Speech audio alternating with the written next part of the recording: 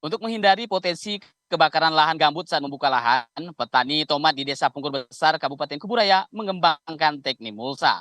Dari lahan seluas 20 meter persegi, petani mampu melakukan panen sebanyak 17 kali. Dengan puncak panen mampu menghasilkan 300 kilogram buah tomat.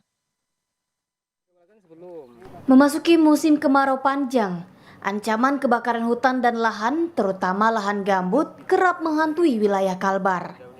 Membuka lahan dengan cara membakar menjadi salah satu penyebab karhutla.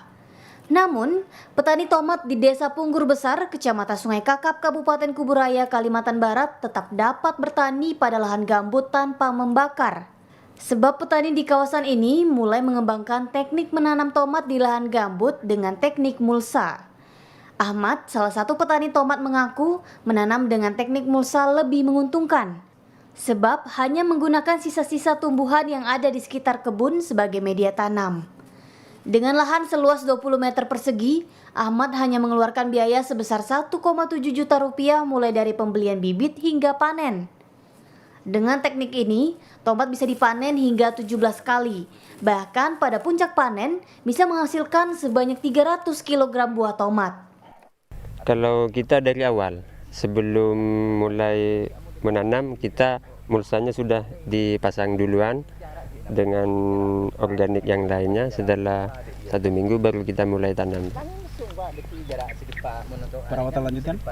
Perawatan lanjutan itu sama dengan organik juga. Kalau di yayasan kami itu di cangkang telur, Pak, untuk kalsiumnya.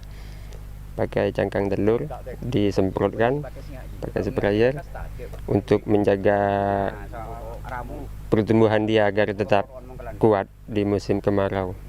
Mulsa apa tuh? Apa tuh, Bang? Kalau mulsa itu seperti jerami, rumput-rumput yang ada di sekitar lah, kita simpan di atas bedengannya, tepat di bawah pohonnya untuk menjaga kelembapan tanahnya. Di lahan ini terdapat tanaman tomat, di mana tanaman ini menggunakan metode MTOT, mulsa tanpa olah tanah. Alhamdulillah bagus sekali hasilnya, buahnya lebat, tentu yang diharapkan oleh para petani. Kemudian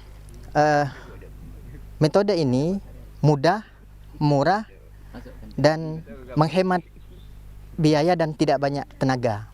Selain ramah lingkungan, karena tidak ada masyarakat yang membakar lahan, menanam tomat dengan teknik ini juga bisa menghasilkan buah tomat yang berkualitas. Saya melihat kelompok tani ala baru dan ramah lingkungan ini. Ini saya lihat bagus, ini dikembangkan karena memang saat ini memang kan ada aturan pemerintah itu membakar lahan sembarangan itu dilarang, ada undang-undangnya juga. Ini ramah lingkungan. Sebagaimana ada namanya ada BRG itu, Badan Restorasi Gambut. Jadi ini termasuk salah satunya. Ini mulsa ini langsung diambil dari dedaunan untuk menutup ini dan untuk supaya tanah ini makin gembur dan makin subur. Cara bercocok tanam ini diharapkan bisa terus dikembangkan karena besarnya potensi lahan gambut di Kabupaten Kuburaya, serta mencegah potensi terjadinya karhutla yang dapat menimbulkan bencana kabut asap saat musim kemarau tiba. Doris Pardede, Kompas TV, Kuburaya, Kalimantan Barat. Demikian cerita Nusantara dari Biro Pontianak, Kalimantan Barat. Kembali bersama rekan kami Harjuno di studio.